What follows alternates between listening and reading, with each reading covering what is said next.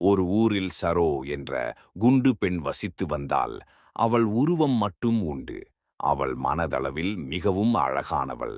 அவள் கல்லூரியில் படிக்கும்போது பசங்க கிண்டல் பண்ண ஆரம்பிச்சாங்க.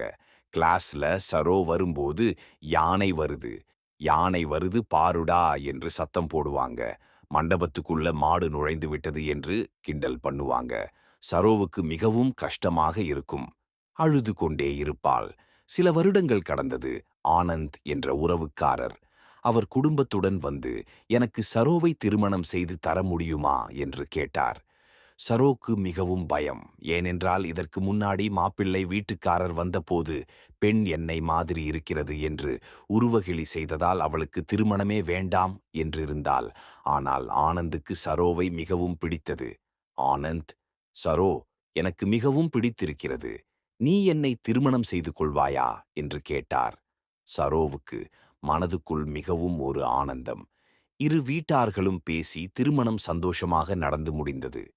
சரோ ஆனந்த் வீட்டுக்கு சென்றாள். அன்றிரவே சரோ ஆனந்தும் இருவரும் சந்தோஷமாக பேசிக் கொண்டிருந்தார்கள்.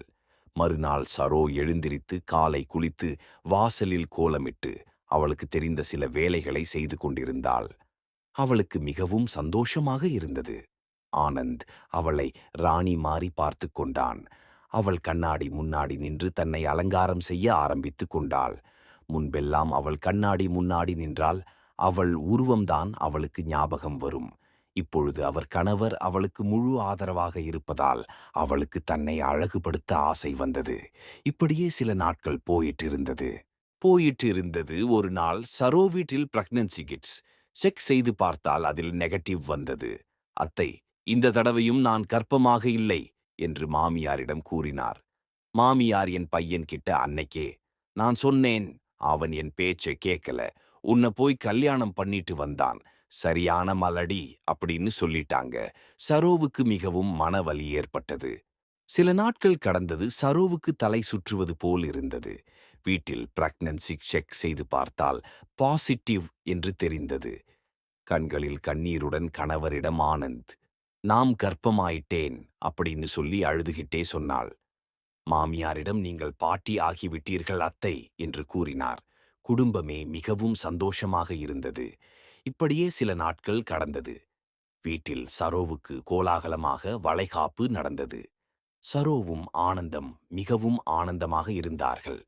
சில நாட்களில் சரோவுக்கு பிரசவ வலி ஏற்பட்டது. சரோவை ஹாஸ்பிடலில் அட்மிட் செய்தார்கள். சரோ, ஐயோ அம்மா, வலிக்குதே வலிக்குது என்று கற்றுக்கொண்டே சிறிது நேரத்தில் அவளுக்கு அழகான குண்டான இரு குழந்தைகள் பிறந்தன. சரோ மிகுந்த சந்தோஷத்துடன் இருந்தால் இந்த கதையிலிருந்து என்ன தெரிகிறது? யாரையும் உடலாலையும் முகத்தாலையும் உருவ கேலி செய்வது மிகவும் தவறு.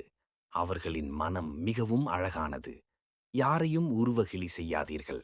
இந்த கதையை உங்களுக்கு பிடித்திருந்தால் இந்த சேனலை சப்ஸ்கிரைப் செய்யவும், வீடியோவை ஷேர் செய்யவும், லைக் செய்யவும்.